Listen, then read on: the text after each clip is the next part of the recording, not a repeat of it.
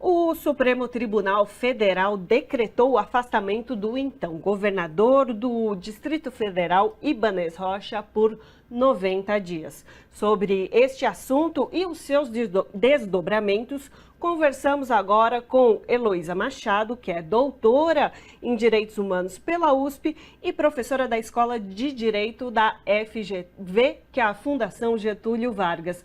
Professora, muito boa noite, um prazer falar com a senhora. É um prazer estar aqui com vocês. Maravilha. Então vamos começar sobre esse assunto, né? Nós tivemos aí no domingo atos que a gente bem acompanhou durante toda a semana, a repercussão. E o fato é que Ibanez, que era então governador, foi afastado pelo STF. Queria que a senhora primeiro fizesse uma avaliação sobre essa ação do STF, que foi prontamente realizada, assim, imediatamente após os atos, né? Série de responsabilidades a serem apuradas em razão dos atos terroristas golpistas que foram cometidos em Brasília no último domingo, 8 de janeiro de 2023. Dentre essas responsabilidades está a responsabilidade criminal.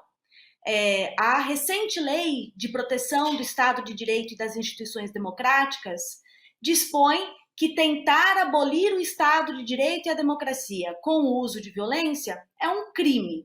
E é a partir dessa linha de investigação que o Supremo Tribunal Federal decidiu afastar provisoriamente, cautelarmente, o governador do Distrito Federal, Ibanez Rocha, por haver indícios, desde já, de que ele, de alguma forma, contribuiu para que os eventos tivessem aquele desdobramento no dia 8 de janeiro.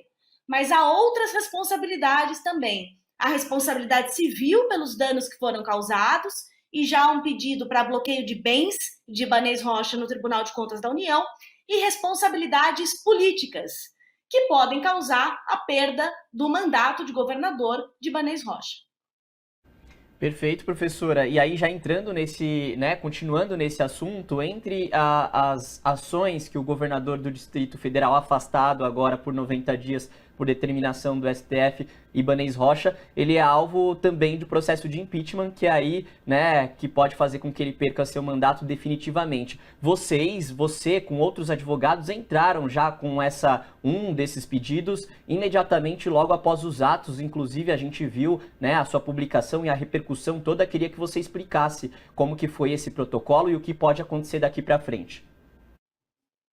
A responsabilização política, não só do governador do Distrito Federal, Ibanez Rocha, mas de quaisquer detentores de mandato eletivo, como deputados, senadores, que também apoiaram o golpe, tem que ser averiguada e aferida.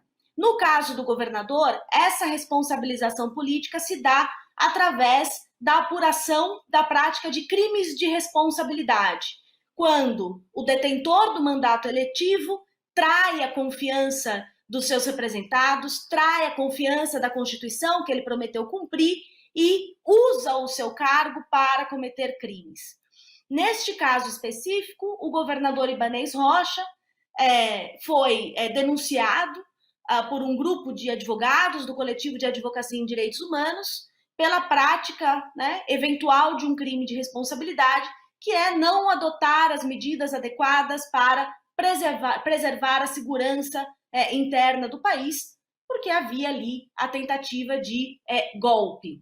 Essa responsabilidade política, ela é apurada pelos deputados distritais, é um processo que será julgado pela Câmara Legislativa do Distrito Federal e que pode acarretar, no final, a cassação do governador Ibanez Rocha e a perda do mandato com inabilitação para cumprir e exercer qualquer função pública pelo período de 8 anos.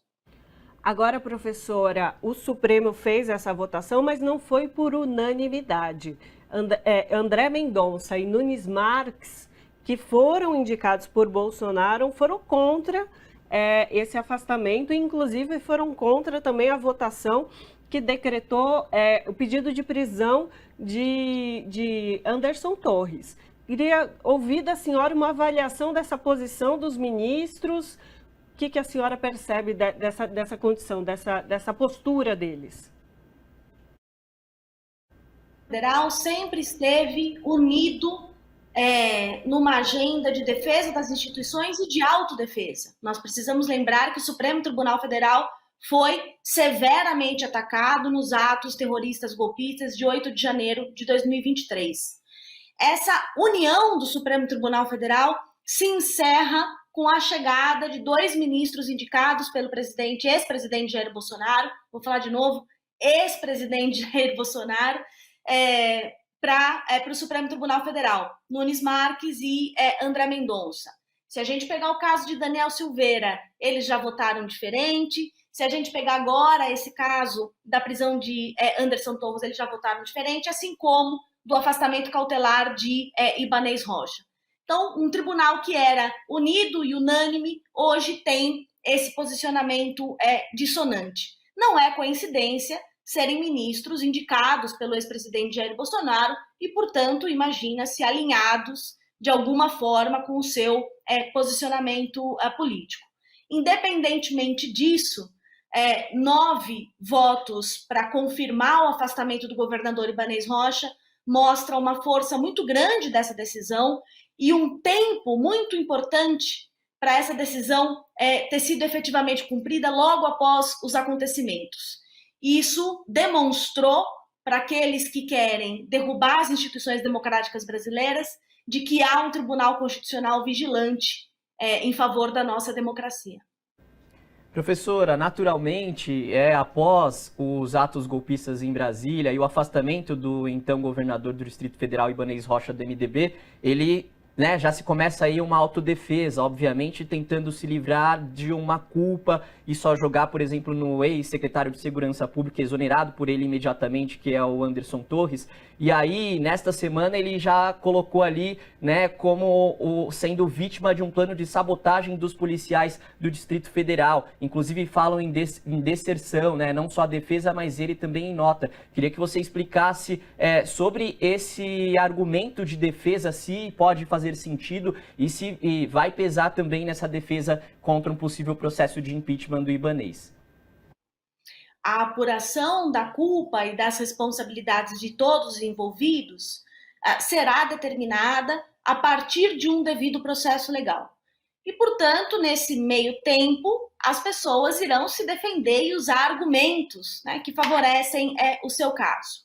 O que há de especial nessa argumentação de Ibanez Rocha? É de que ele, como governador, como quem escolheu e tinha competência para escolher o comando das polícias, como quem escolheu e tinha competência para escolher o secretário de Segurança Pública, ele tem, inegavelmente, responsabilidade com os atos que se desdobraram. Seja por ser um governador que faz péssimas escolhas e não sabe escolher o perfil e a lealdade dos seus secretários e comandantes, seja por, durante os atos, e todos nós assistimos estarrecidas aquele domingo de 8 de janeiro de 2023, a demora do governador em se posicionar, a leniência com que todos aqueles crimes foram cometidos na Praça dos Três Poderes. Então, o exercício de defesa é garantido a todos, mas me parece um argumento bastante frágil, tendo em vista que é o governador quem escolhe essas pessoas para o comando da polícia e da própria Secretaria de Segurança Pública.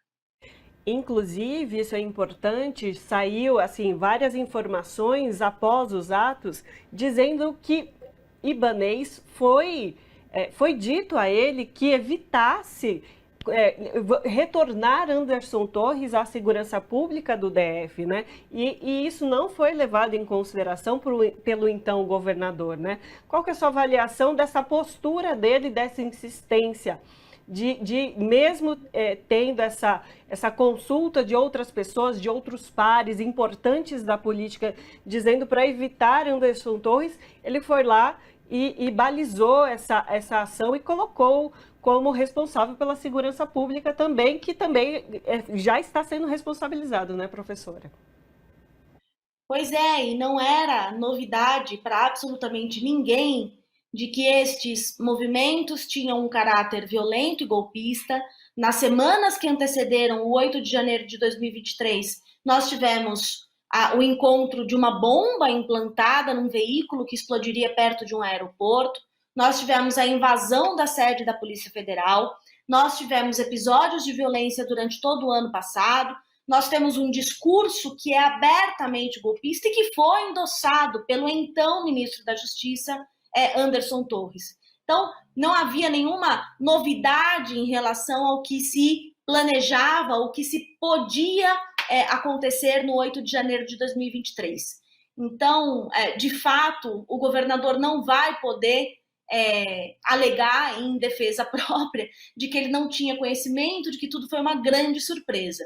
Surpresa não foi. No mínimo, há uma negligência. E, no máximo, pode haver uma concorrência, uma intenção de ajudar a prática desses atos. É o devido processo legal e o curso de todos esses processos que vai definir a parcela de culpa do ex-governador, do governador afastado Ibanez Rocha. Professora, para reforçar esse ponto da negligência também, vale lembrar que o Anderson Torres, ex-secretário de Segurança Pública do Distrito Federal, também foi ministro, né, da Justiça do governo Bolsonaro, e daí, portanto, os alertas para não ser escolhido como secretário de Segurança ali, né, da capital federal, mas foi escolhido, então, e também diante dos anúncios dos ataques extremistas que poderiam acontecer, né, e os ataques e a invasão das sedes dos três poderes, o Anderson Torres estava viajando. E aí a gente reforça esse ponto também do Ibanez, não poderia ter atuado para impedir talvez essa viagem, que não seria de bom tom ele estar fora do país às vésperas de uma manifestação grave, como foi no último domingo?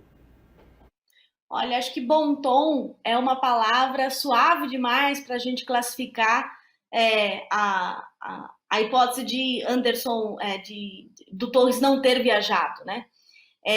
A gente está falando aqui, as peças ainda estão sendo reveladas, mas tudo indica que houve um plano, houve um treinamento, houve abertamente a manifestação da intenção de atacar os três edifícios ali da Praça dos Três Poderes. O secretário de Segurança Pública tinha absoluto conhecimento disso. Ele, como ministro da Justiça de Bolsonaro, corroborou atos golpistas durante o seu mandato.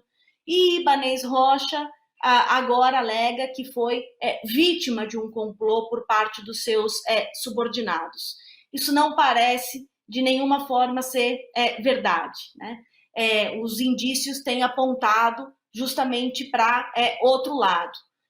O fato de Torres ter viajado é mais um indício de que havia aí uma tentativa de se imiscuir de responsabilidades, fugir da atribuição de responsabilidades pelo evento. Usando uma palavra que eu considero um pouquinho mais certa, é uma desfaçatez o Torres ter viajado um dia antes desses protestos, dias após assumir a Secretaria de Segurança Pública em férias. Em férias de quê? Ele estava há dias no cargo, né? Com o anúncio de movimentos que queriam fazer vandalismo, todo mundo estava ciente disso, e ele viaja para encontrar, supostamente, o ex-presidente Jair Bolsonaro, que, por sua vez, continuava proferindo discursos golpistas, não só durante os 4 anos do seu mandato, mas também depois de sair da presidência. É uma desfaçatez isso. Torres não pode nunca mais ocupar um cargo público. Nenhum governador pode jamais, ou presidente, ter coragem de colocar Torres novamente num cargo de poder, de exercício de função pública, depois do que a gente viu ter acontecido no 8 de janeiro de 2023. Perfeita resposta e análise, professora. Conversamos então com Heloísa Machado sobre esse assunto e os desdobramentos todos.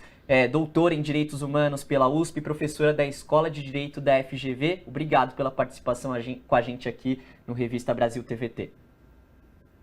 Foi um prazer, um abraço.